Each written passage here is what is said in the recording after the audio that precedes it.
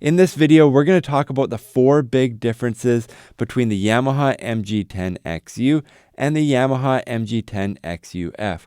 We're going to talk about these 4 differences in terms of what they mean in practical terms when you're actually using the audio mixer, what my preference and experience is with each one of these differences, and we're going to make some recommendations for you at the end, whether or not you're doing live sound, live streaming, video conferencing, or home recording with this audio mixer. We're going to let you know what my opinion is on either one of these and which would be best in which situation. Now, if you are looking for pricing or specs for anything that you see in this video, we do have links down in the description below with current up-to-date pricing from a variety of online retailers to make sure that you are getting the best price possible if you are looking at buying anything that you see in this video. Now, before we talk about the differences between these two audio mixers, let's talk about the similarities. They have the same 4 combi jack inputs, the same 1/4 inch and RCA inputs, the same XLR and 1/4 inch outputs, same headphone jack, same foot switch. Everything for connectivity is the same on both of these audio mixers. They have the same preamps, the same phantom power, the same 1-knob compression, the same 3-band EQ.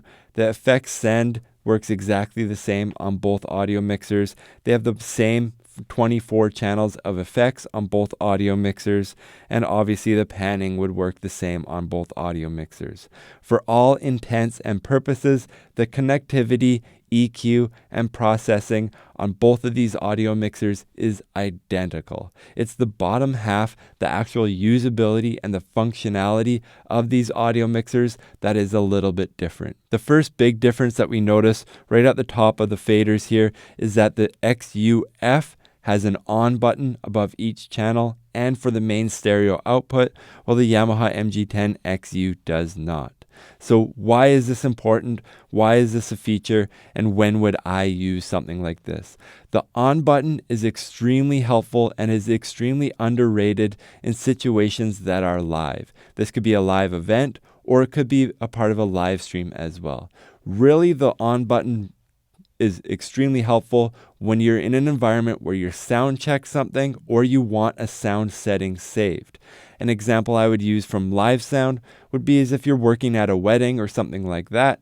You might have the band sound checked and mixed, and then you can just turn the channels off. Now when the band goes live at the end of the night, you just turn the channels on and you don't have to worry about refinding where everything was mixed. The channels just come on exactly where you left them.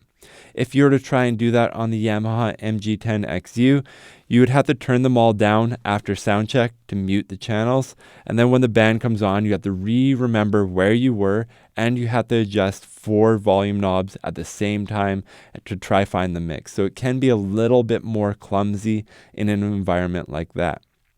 The same thing goes for live streaming. If you have a live stream set up and you have all your inputs pre-set up, you can mute your game sound, you can mute your microphone, you can mute your guest, and then when you're ready for them, you just click one button and you're not worried about adjusting a volume knob, bring it back up, tweak it, try to refine a good balance or a good mix of where you were. So I think an on button is extremely underrated. It's a really nice feature to have. Now the Yamaha MG10XU already had one on the effects, so that part is the same. But again, with this on button on the main stereo output, it's really nice. I think of it as a panic button if I need to mute anything because of feedback or anything like that.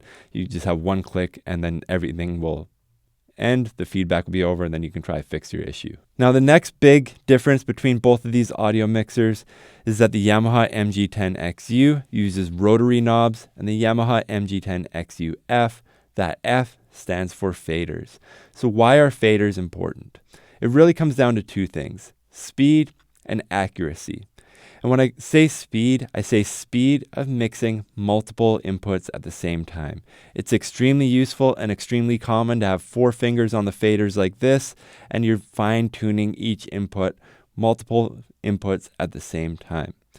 With the Yamaha MG10XU, with rotary knobs, that is impossible to mix 4 channels at the same time with any level of accuracy. I'm sure you can bulk get them all up, but you can't be nearly as precise. While we're talking about precision, just look at the amount of travel per option here, you'll notice that the rotary knob maybe has 1 inch to 1.5 inches of travel around the circumference of the rotary knob, where the faders on the Yamaha MG10XUF have 2.5 to 3 inches of travel. So you get about 3 times the precision when you're mixing with a fader-based audio mixer compared to something with rotary knobs. So not only can you mix multiple channels at the same time, but you can be far more precise. This is a really big deal, again, for live events or things that are dynamic, like a podcast or something like that, where things are coming at you pretty quick. It's nice to have that speed and flexibility.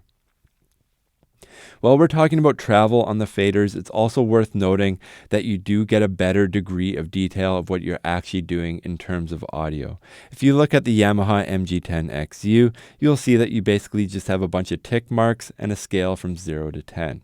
On the Yamaha MG10XUF, you actually get proper decibel levels. So you know you're setting your fader at 0. If your mix is at -10 or -5, you can communicate that. You can see it in the software when you're recording. It's a lot more audio specific rather than a scale of 0 to 10.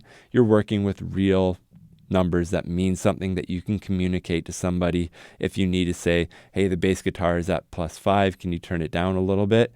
Or can you go -5 on that electric guitar? That actually means something. If you tell somebody to go -5 on a kick drum with the Yamaha MG10XU, you would just have to make a rough assumption. You couldn't actually make that in any type of way that is precise. So the faders are faster, more accurate, and you can communicate better about them. So it is a really nice upgrade to have if you are needing that speed in what you're doing with your workflow. The next big difference, the third big difference that the XUF has, is it has a PFL button. The PFL button is very underrated, much like the on button on the Yamaha MG10XUF.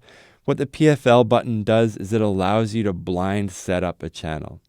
What I mean by that is when I make a tutorial on how to use the Yamaha MG10XU, I always have to tell them to turn the stereo level up to that triangle 0 or unity position, then do the level knob at the triangle 0 or unity position, and then only then can you set the gain, because when you turn this up here on the main stereo level, that's what wakes up the LED meter.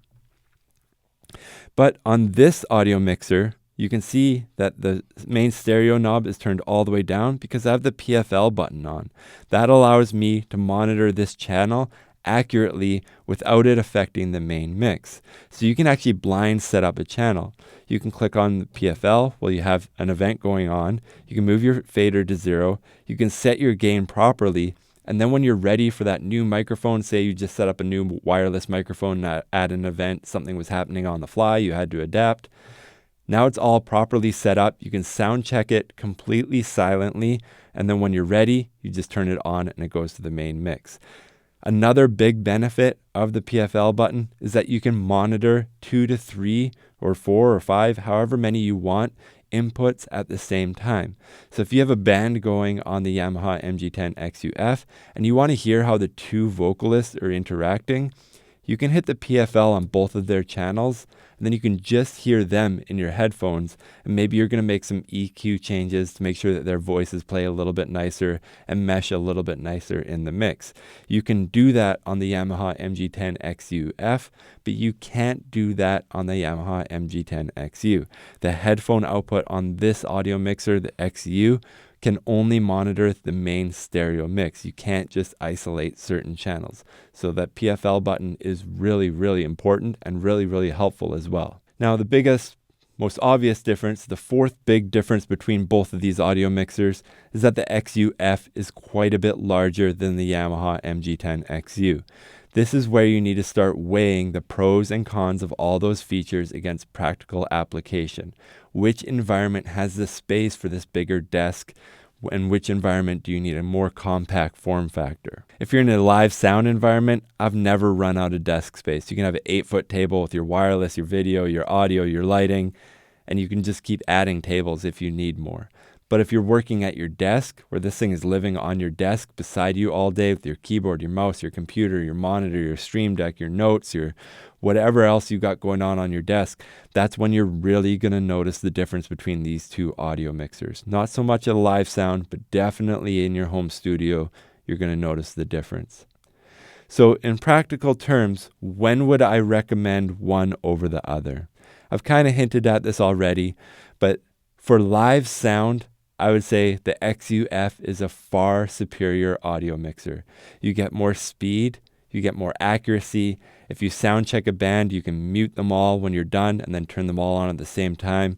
The PFL is helpful if you're wanting to monitor or isolate a couple channels. You can blind set up mics and you never miss the space. In fact, I prefer working on a larger console. It's more comfortable than to be bent over a small audio mixer with rotary knobs. I much prefer to be relaxed and have a bigger surface to interact with when I'm doing an audio mix. So for live sound, I think this is a no-brainer that the Yamaha MG10XUF is by far the best option. Now, what about live streaming and video conferencing? For both of those options where you're just working from your desk at home, I would go with the Yamaha MG10XU. I do wish that this had mute buttons, but I think all the other shortfalls of this audio mixer are made up for with its small size. When this thing is actually living on your desk, this is a big 5 or 6 inches or 4 to 6 inches of space that the XUF takes up that the Yamaha MG10XU doesn't. Generally, if you're live streaming or video conferencing, you're not making really big changes. You might be unmuting things, in which case you kind of have to remember where you have the level set. Maybe you can use tape or something like that to mark where it was so you can quickly pull it back up. But other than that, I would much prefer a smaller form factor if this is living on my desk at home all the time. I think it's a no-brainer to go with the smaller version.